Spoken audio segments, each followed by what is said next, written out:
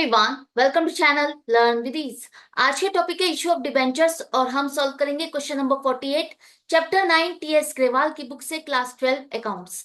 Online sessions online classes के लिए आप मुझे स्क्रीन पर दिए गए नंबर पर व्हाट्सएप कर सकते हो अपना नाम और क्लास। अगर आप टीएस ग्रेवाल के साथ साथ डी के गोयल बुक को फॉलो कर रहे हो तो चैनल की प्लेलिस्ट को क्लिक करो, आपको न्यू एडिशन के सॉल्यूशंस अपलोडेड मिलेंगे। साथ में ही कम्युनिटी सेक्शन में एमसीक्यूज मिलेंगे क्विज की फॉर्मेट में और एमसीक्यूज के सॉल्यूशंस शॉर्ट्स में। तो बहुत कुछ है चैनल पर, विजिट द चैनल। अच्छा लगे तो शेयर और सब्सक्राइब जरूर करना। क्वेश्चन में कहा है कि मरकरी लिमिटेड एक कंपनी है जिसने 10 लाख रुपीज लिखा है, नंबर ऑफ डिबेंचर्स नहीं, 10 लाख रुपए की वैल्यू के डिबेंचर्स हमने इशू किए। 100 रुपीज की फेस वैल्यू के ये एक डिबेंचर है जिस पर हमने 6% डिस्काउंट पर इसे इशू किया 1 अप्रैल 2023 को। अब 6% डिस्काउंट कैसे कैलकुलेट करोगे? फेस वैल्यू जो आपकी 100 रुपीज है, इसका 6% 6 रुपीज आप कैलकुलेट करोगे इस तरह से, और 6 रुपीज डिस्काउंट दे रहे हो तो इसका मतलब जिसे ये डिबेंचर खरीदना है उसे 100 रुपीज नहीं, 100 माइनस 6 94 रुपीज पे करके डिबेंचर वो खरीद सकता है।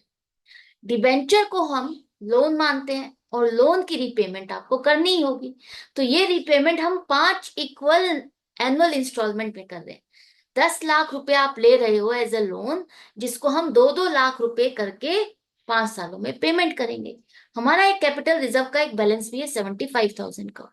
आपसे पूछा है कि आप डिबेंचर्स को इशू करने और राइटिंग ऑफ डिस्काउंट, इन सब की जर्नल एंट्रीज क्या होगी यही बता दो। तो सबसे पहले देखो, हमारा एक डिबेंचर 100 रुपीज की फेस वैल्यू का है जिस पर हमने 6 रुपीज का डिस्काउंट दिया, तो इशू प्राइस हो गया 94 रुपीज। हमें पैसा कितना मिला? हमें पैसा मिला 94 मल्टीप्लाइड बाय 10,000 डिबेंचर्स। 10,000 डिबेंचर्स आप कैसे निकालोगे? जितने भी आपके डिबेंचर्स की वैल्यू है 10 लाख रुपीज, उसको फेस वैल्यू से डिवाइड करो तो आपको नंबर ऑफ डिबेंचर्स पता चल जाएंगे। क्योंकि जो इशूड का मतलब क्या है? इशूड का मतलब है आपने अपने डिबेंचर्स कितनी वैल्यू के डिबेंचर ऑफर किए। इशूड में, सब्सक्राइब में, अलॉटेड में, डिबेंचर अकाउंट में आप सब जगह फेस वैल्यू ही लिखते हो। प्रीमियम का पैसा इनमें कहीं पर भी ऐड नहीं करते, ना ही डिस्काउंट इसमें से माइनस करके आप यहाँ पर वैल्यू दिखाते। तो सारा का सारा पैसा जो आपका इशूड में शो किया गया है वो फेस वैल्यू है। तो फेस वैल्यू अगर 10 लाख रुपीज की वैल्यू है तो 100 एक डिबेंचर की वैल्यू है, तो इसे डिवाइड करने पर आपको नंबर ऑफ डिबेंचर्स मिल जाएंगे 10,000।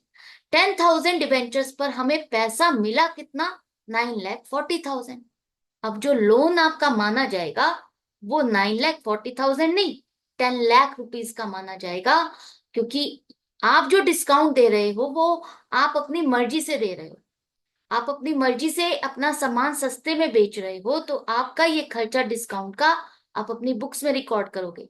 माना ये जाएगा कि आपने लोगों से लोन जो इकट्ठा किया है वो 10 लाख रुपीज का है जिस पर आपको इंटरेस्ट भी पे करना है और रीपे भी करना है, राइट। तो फर्स्ट एंट्री जो हमारी बनेगी, बैंक अकाउंट डेबिट करो, 10,000 डिबेंचर्स 94 रुपीज के हिसाब से 9,40,000। पूरा पैसा एक ही बार में आप रिसीव कर रहे हो, इंस्टॉलमेंट से नहीं। तो आप एक कंबाइंड अकाउंट खोलोगे, 9% debentures application and allotment account, जिसमें आप इसे क्रेडिट करोगे। बैंक अकाउंट डेबिट, जितना पैसा आफ्टर डिस्काउंट आपने इशू किया, लोगों को ऑफर किया, उतना ही तो लोग जमा करेंगे। 94 रुपीज के हिसाब से आपके पास ये पैसा आ गया, 100 रुपीज के हिसाब से नहीं दिखाओगे यहाँ पर। ये पैसा आपको टोटल मिला एप्लीकेशन और अलॉटमेंट का, जिस पर आप डिसाइड कर पा रहे हो कि हाँ हमें अलॉटमेंट करनी है या नहीं, लोग इंटरेस्टेड है या नहीं। वो कहाँ से पता चलता है? आपकी इस फर्स्ट एंट्री से। जब आपने इशू निकाला और लोगों को कहा कि आप इंटरेस्टेड हो तो एप्लीकेशन भरो और ये पैसा जमा करो। अब हमें कंफर्म हो गया है लोग खरीदना चाहते हैं, तो ये पैसा यहां से निकाल के फाइनली हम इसे डिबेंचर अकाउंट में ट्रांसफर कर देंगे। 10 लाख रुपीज से आप डिबेंचर अकाउंट को क्रेडिट करोगे फेस वैल्यू से। 10,000 मल्टीप्लाइड बाय 100, 10 लाख रुपीज आपके डिबेंचर अकाउंट है, इतना ही अमाउंट आपने क्रेडिट किया। देखो इशूड की वैल्यू यही है ना, और उतना ही फेस वैल्यू से हम इसे क्रेडिट करेंगे क्यों? क्योंकि हमने इतने ही डिबेंचर्स अलॉट किए हैं। बेशक हमें पैसा कम मिला है, हमारा जो ये डिस्काउंट हमने दिया ये हमारा खर्चा है, हम अपनी बुक्स में रिकॉर्ड करेंगे। तो यहां से ये पैसा निकाला, ये तो टेम्परेरी अकाउंट था, इसलिए हमने इसको डेबिट किया 9% debentures application and allotment account 9,40,000। 60,000 का आपने डिस्काउंट दिया, ये खर्चा है। हमारे डिबेंचर्स 10 लाख रुपीस के, लोन भी यही माना जाएगा 10 लाख रुपीस, जिसको आपको रिटर्न करना है। क्लियर है? एंट्री समझ में आ गई? पैसा मिला, किस लिए मिला? हमने डिबेंचर्स इशू किए, लोग इंटरेस्टेड है, हमें पता चला, तो यहां से ये पैसा निकाल के हम फाइनली एज अ लोन इसे हम यहाँ पर इस अकाउंट में ट्रांसफर कर देंगे। और हमारा खर्चा जो डिस्काउंट हमने दिया वो हम अपनी बुक्स में रिकॉर्ड करेंगे। यहां तक तो हो गया आपका अलॉटमेंट तक का काम। अब जो ये आपका नॉमिनल अकाउंट है, discount on issue of debentures 60,000, इसको आपको क्लोज करने के लिए, क्योंकि ये बैलेंस शीट में तो आप शो नहीं कर सकते, इसको आपको क्लोज करना होगा, और कहीं ना कहीं इसको क्लोज करने के लिए इसका बैलेंस ट्रांसफर करना होगा। तो खर्चा है तो हम कहाँ ट्रांसफर करेंगे? Statement of profit and loss में। लेकिन ये आपका जो खर्चा है, अगर आपके पास सिक्योरिटीज प्रीमियम का बैलेंस होता तो हम उससे एडजस्ट करते, वो तो है नहीं। कंपनी कह रही है कैपिटल रिजर्व का हमारे पास बैलेंस है, क्या हम इस खर्चे को इससे एडजस्ट कर सकते हैं? बिल्कुल नहीं। आप इस खर्चे को कैपिटल रिजर्व से एडजस्ट नहीं कर सकते। इस खर्चे को या तो आप सिक्योरिटीज प्रीमियम का बैलेंस है उससे एडजस्ट करोगे, अगर वो नहीं है तो सीधा सीधा statement of profit and loss account, account नहीं आएगा कंपनी के केस में।